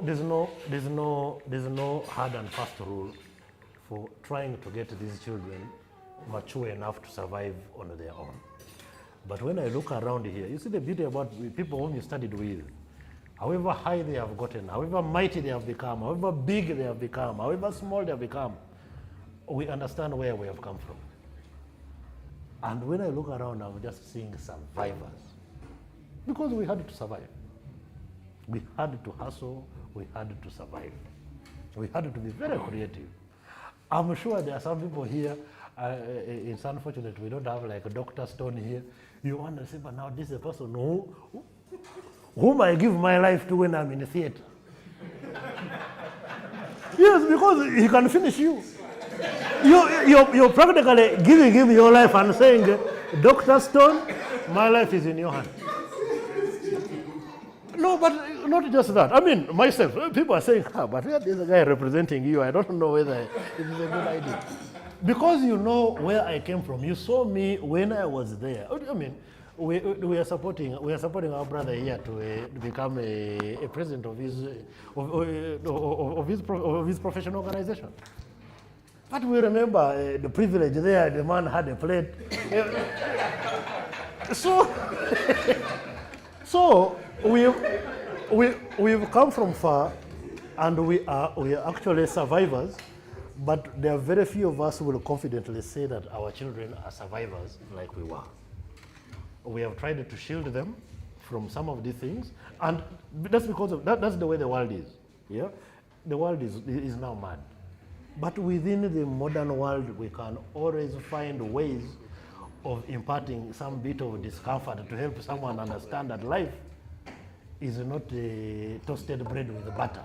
It can be in daru with black tea, and there's no sugar. So,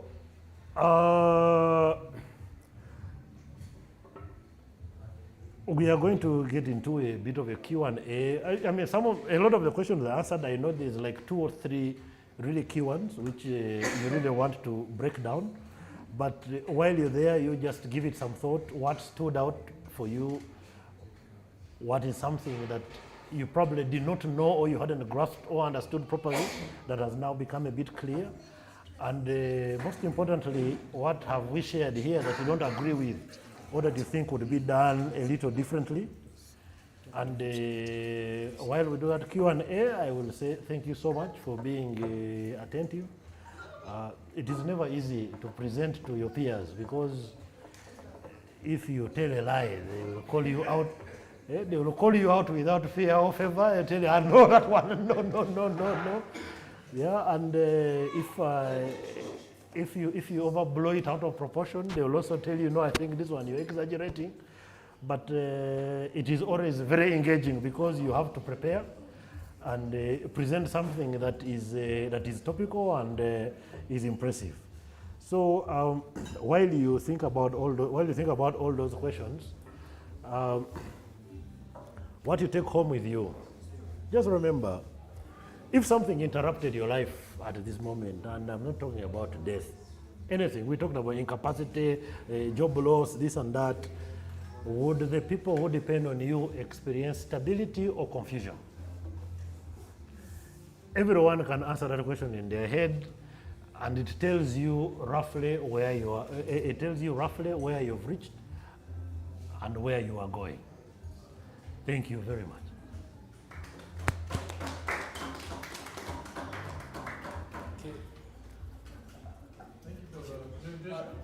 Laoko, please don't.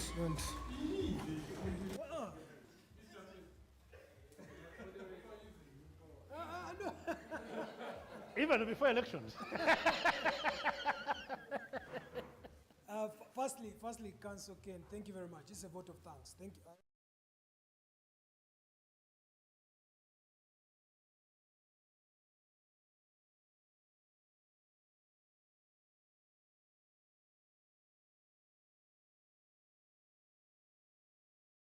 Thanks for taking your time to share your wisdom.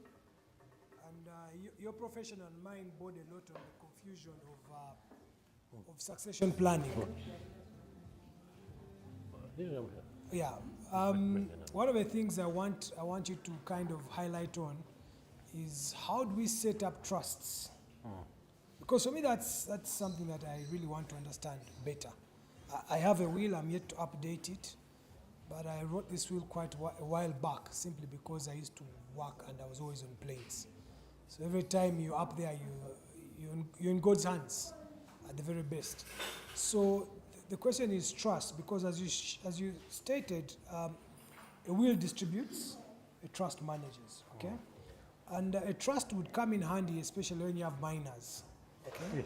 So if you could guide, how do we set up a trust? What laws govern? How do I ensure that the trustees also do not fall short on integrity to execute my wishes as I may have wanted? That would really be very helpful. Thank you very much.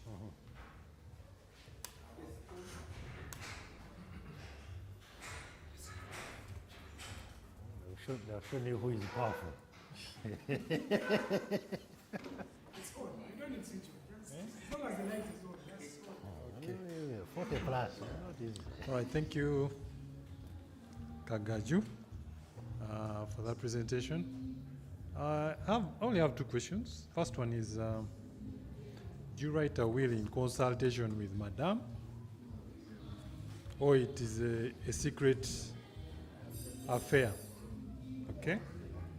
Second, we live in times where wives earn as much or even more than the husbands.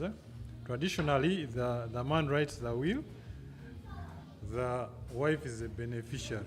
Now we have wives who are loaded, they have assets, some declared, some not, some are jointly owned.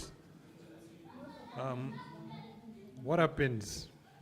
Does the wife also have a will for her family? Do you do a joint will? I don't know. Maybe you can help. You've done your work, you've raised your assets, some registered, in both names. Your wife is also loaded. She also has her assets, private and joint. Does she also write her will? How, from your experience, how do you approach this and how do you prevent conflict or even neglect? If your wife writes a will and you are excluded from it totally, and everything is for the children, or if resources are withheld, for example, you become incapacitated, she has resources, but you cannot access them. Thank you. Okay.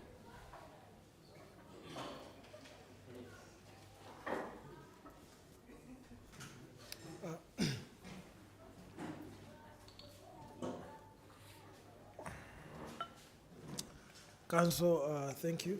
But is it still recording? I'm seeing the TV is off.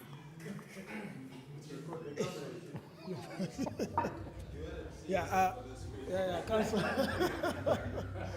Council, once again, thank you for that presentation. I believe we have all picked a lot. What our good council here has not mentioned is many of us are talking about a will in our heads, but do we actually know what the will looks like? I thought he would probably give us a very clear picture, because when you look at a will, there are areas he had to point out, like the witnessing, how a will should be properly witnessed. We want to know that. where we can have an invalid witness or a valid witness, what details and specifics have to be put from that witness. For instance, you have to probably may have to put your address, your name, your phone number, and so on. So for me, what I want to know, or what I want to get the picture of, is how a proper will should be written. Many wills have been written, and many times they are contested. And they are contested because of poor format in which the will has been made. I've seen this happen in families, and either they used an underage person to witness, or the names were not clearly put, or they didn't use the names that were on their national ID. So council give us the right format of how the actual will should be, and where the witnesses attest their signatures, and so on. I think that's all. Thank you.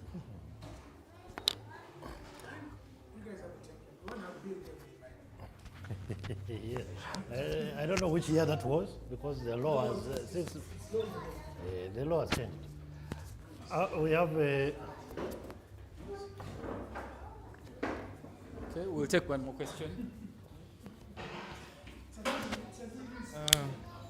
Thank you. I have several of them. One is there's what we call an administrator and an executor. In the language of writing wills or handling the estate of a deceased. So I would like to know the difference between the two and what are the roles for each of them. Then two, you mentioned a situation where someone may decide to distribute his things, say to grandchildren, and he leaves his children. Can't this be challenged? Like I know someone who made a will and gave everything to his wife. Actually, he said he has not left anything.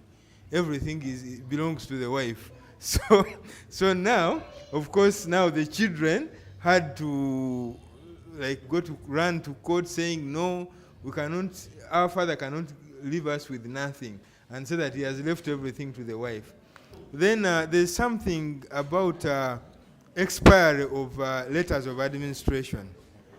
So maybe you could throw some more light on this and how it can be handled. You're an administrator, but the letters of administration expire probably before you have played your role. I hope that was the last one. Yes. Thank you. Okay. Okay.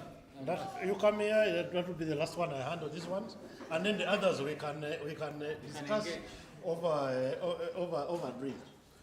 Okay, thank you for that presentation. So mine is a question about wills. Okay. What are the do's and don'ts of the wills? Because meaning, like, for example, if you want to update your will, do you have to call the same witnesses and go through the whole process again? Or if you make an updated will and then get new witnesses, what's the way through that? Then on top of which, number two is the question of what are the do's and don'ts of a will? Because I think, as per the law, if you have a marital home, you cannot say like, now I was put it in my will and say, okay, I'm going to give it to the children. And then what does the wife do? Thank you. Okay, thank you very much. Okay, I think let me now stand. I will start with the last question. Then I move to the first one. My advice. The microphone.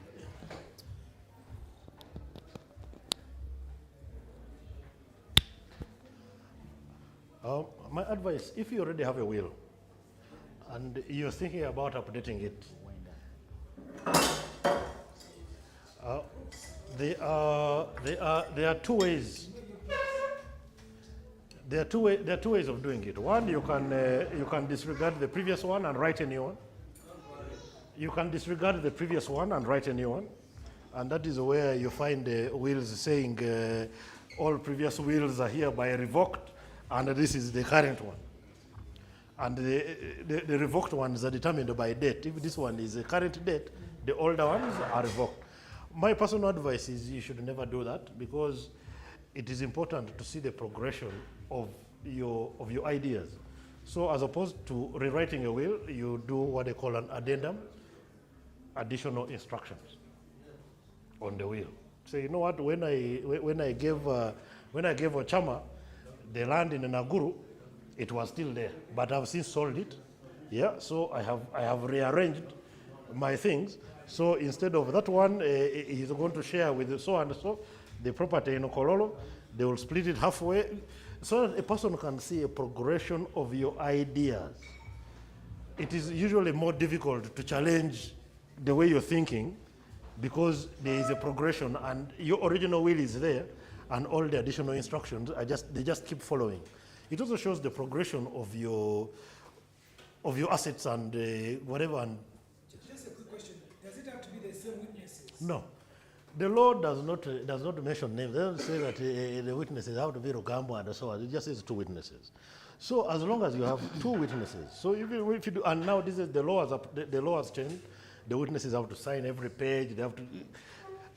Basically, if you want to do a will, I recommend you use a lawyer. It is very important. You need to use a lawyer. I mean, you can come. You know what you want, but let them do it, because they will refine all these small things, and the more senior the lawyers, the chances are that they will be the ones who are defending it if there's anyone who is ever challenging it. So you know, if a lawyer drafts for you an MOU, and down the road someone is challenging it or is trying to bypass it, it's the same lawyer say, no, you made it, you defend it. That's the way it normally works.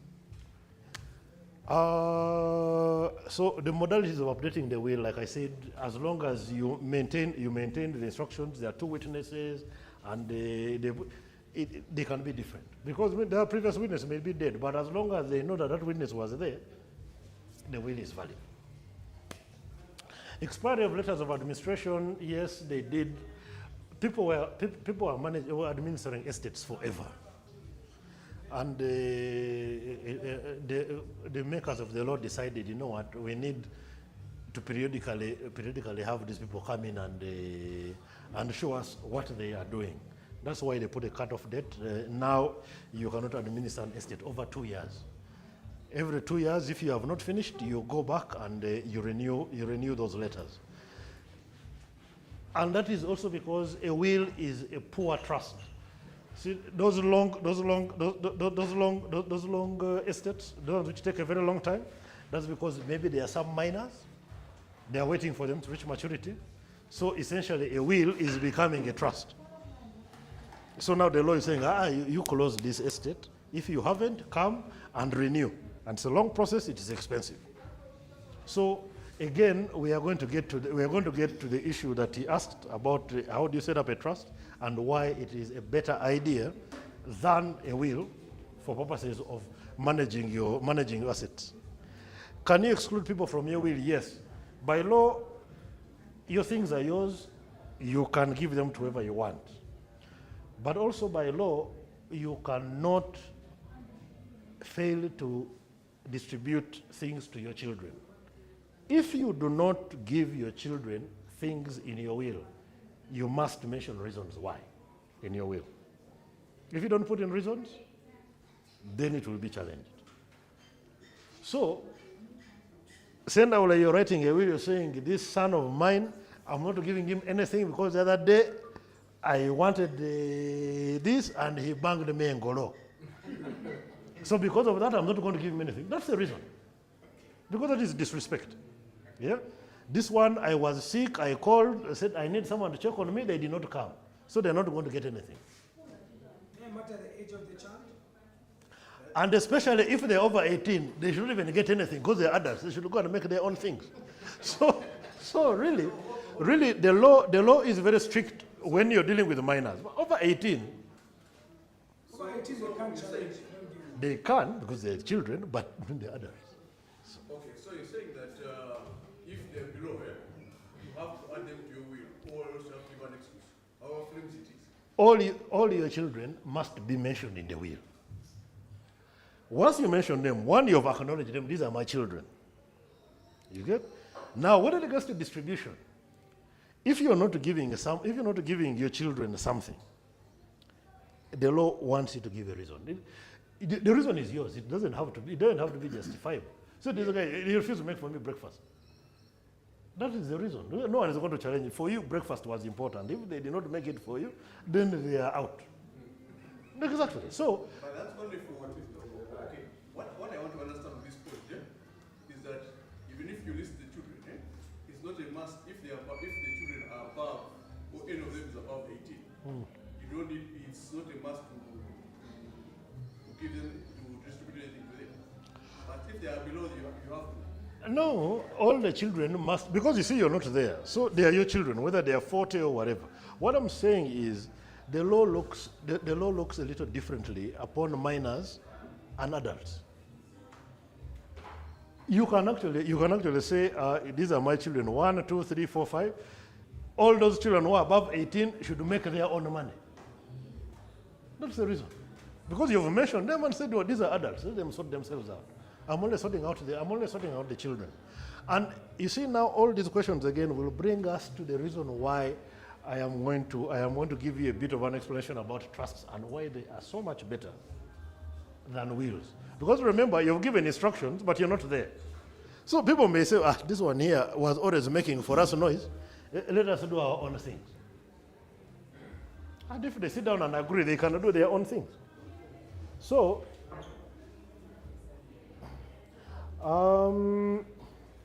there was a question, a difference between an administrator and an executor.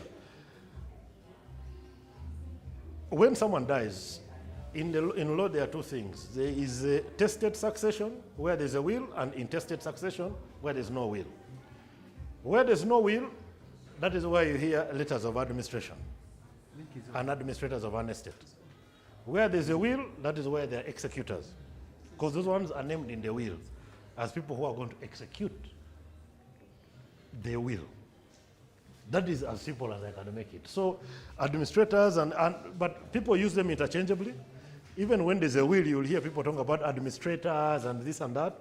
Yeah, but the legal distinction is executors, there's a will, administrators, there's no will. You want to have a look at a template of a will. I think I can always share a draft along with the presentation I made. Yeah, I will share a draft showing all the things that need to be there in a will. There will just be dotted lines. Here, you mean if you have assets, if you have liabilities, if you have debts, if you have these, personal instructions, blah, blah, and then the signing mandate. Then those who have wills, you can compare it against what you have. This may be a two-page template. You may be having a will which is 20 pages, but the headlines are the most important. Do I have this? Do I have this? Did I cover this? Did I cover this? Did I cover this? And how was the signing done? Now, one other thing you remember, if you wrote your will before the law was updated, it is not really affected until you start making addendums. As I've advised you, don't write a new will. Just do an addendum, but the addendum needs to comply with the current law. Yeah. So the other one, they will always look. It was dated here. The law was still that, but the addendum is dated after the new law, so you comply with all the requirements, signing on every page and all that. It is very important, because an addendum may even kill your whole will if you do not follow if you don't follow all the rules. Now we can get to the interesting one. Do you write a will in consultation with your spouse? First of all, a will is a personal document. And you are disposing of what is yours. And giving instructions about yourself and what you want. So ordinarily, yes, if you are lovey-dovey, you can get your wife involved in the whole thing. But the problem with all the things is there's what they call the doctrine of unintended consequences. You can let people know what is in the document, and it is enforced sooner than you think it should be enforced. And I think what you can do is you write a will. You can talk about it with her, but I personally don't think she needs to see what is in your will. She needs to know it is there and who has it, but the contents. Yeah, I think it's important because, again, like we said, you may not be there, and the people who have it are quiet for their own reasons. So the people who are supposed to benefit should have an idea. The will is here. Council, you know, we have very different relationships. That is true. Now, when that woman asked the question, should we do a joint will? Joint wills exist. Maybe your relationship, they are open. Do they exist in our law? Yes, I'm I don't know if they exist in our law, but they are there. I know Gideon used to be a very voracious reader of John Grisham, but now, no. What I'm saying is, there's no general rule for these things. Yeah. Ideally, the idea I'm trying to push forward is, your beneficiaries have to have an idea that there's something like this there. If you choose to let them know, it's because you've analyzed the characters and it's not going to do more harm than good. So, if she has her own assets, you by no means tell her, you know what, you need to have a will. Because you may have things she wants to give people whom you don't know. Maybe a friend here, a family here, or people you can't stand, whatever from her family. Because even you, in your family, she has people she can't stand. So, both if you have assets, write a will. You can exchange them, you can be a person, but you see again, there are some rules. If you're a beneficiary in a will, you may not be a witness. Because when you cannot witness something in which you're benefiting, because the chances are you will tell lies because you want to get something out of it. So there are all those rules. And if you want to do something like that, again, please consult your lawyer. Say, we want to do this, I have my will, or my wife wants, and let her also do it independently.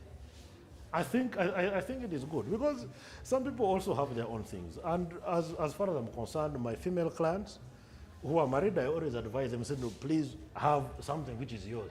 If he doesn't know about it, well and good, because this world is tricky, and the balance of probabilities, women are disadvantaged. Even when they may be earning more than, they have a bit of a disadvantage. If she has a small thing, when the things are bad, she has something she can fall back on. Because the chances are, if you tell yourself honestly, between me and my spouse, who should go now? You'd say, okay, let me go. Because you know those kids are going to be looked after. For her, if she says, me, I go, you'll be saying, this is a guy. I don't know. There was another question, the last question actually.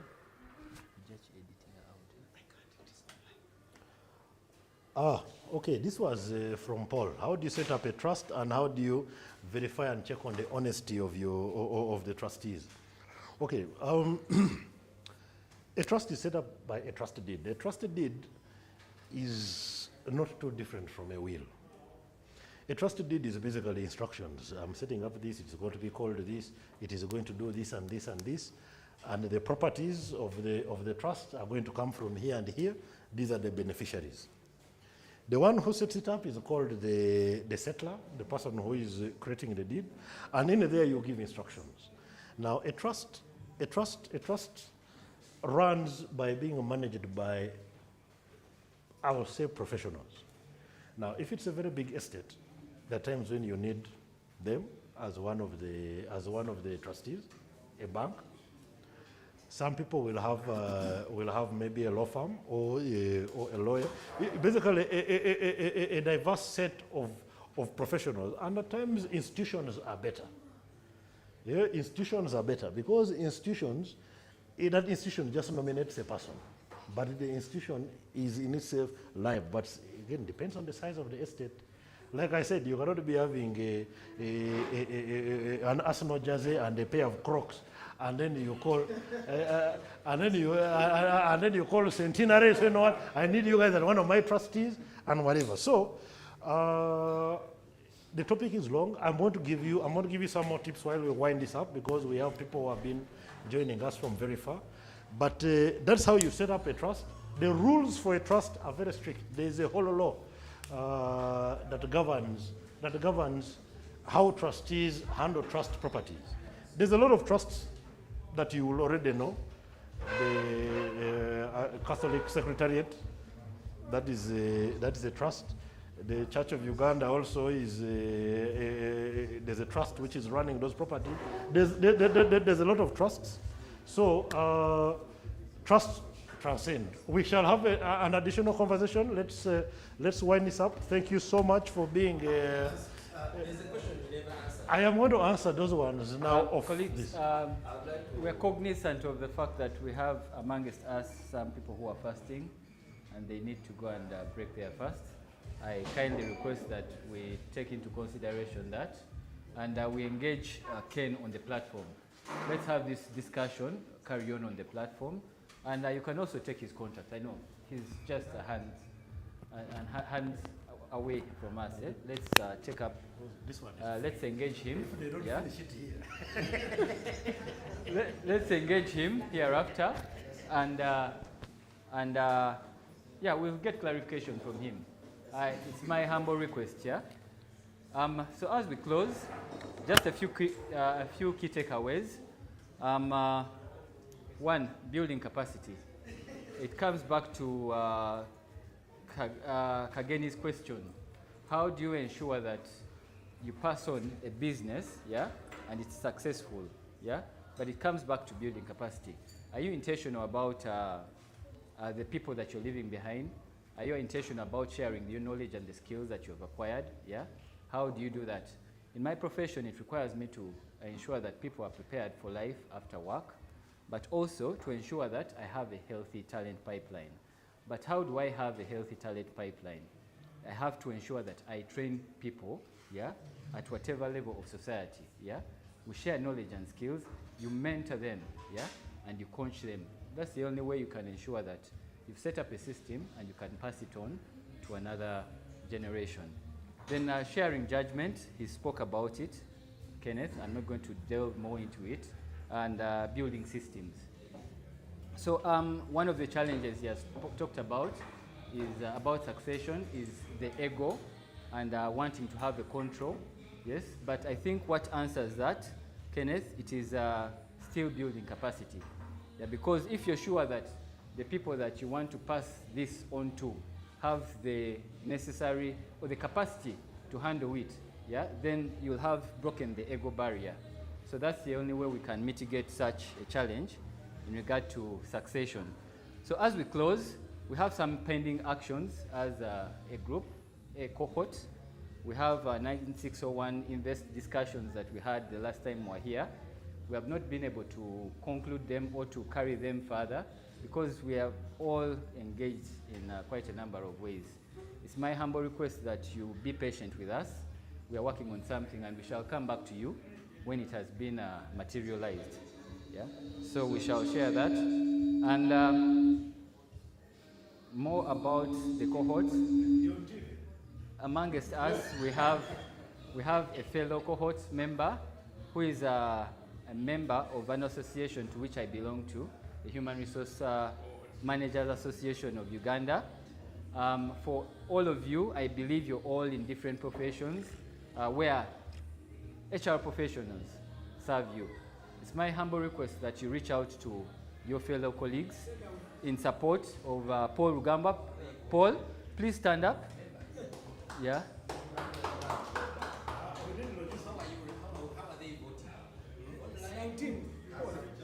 So it's my humble request. Paul Rugamba, we all know him quite well. We know his abilities, we know his principles. Yeah, I believe that he's a man who will represent the cohort capably. So it's my humble request that we provide him with the support that he needs, yeah, to take up this presidency. On my behalf and my team, count on my support. Thank you. Thank you. So the next session we are going to have is about farming, where Mr. Kageni Luke has offered to provide us some presentation about the regulatory part of it. But then Dr. Mutawi Lubogo will take us into the practical bit. So prepare yourselves. It will be on one of the public holidays, either Eid or 3rd June, right? It will be on one of the public holidays, so prepare yourselves to participate. It will be in a field. It will be a field trip. So Kageni, while I think we'll be in a shuttle. We shall provide a shuttle. Then you can facilitate us as we go through the journey, and when we get there, we go into the practical thing, and we share our knowledge and skills in our different Sembabule at his farm. So with that, colleagues, members, I thank you all for coming and being with us. Josh wants to say something, but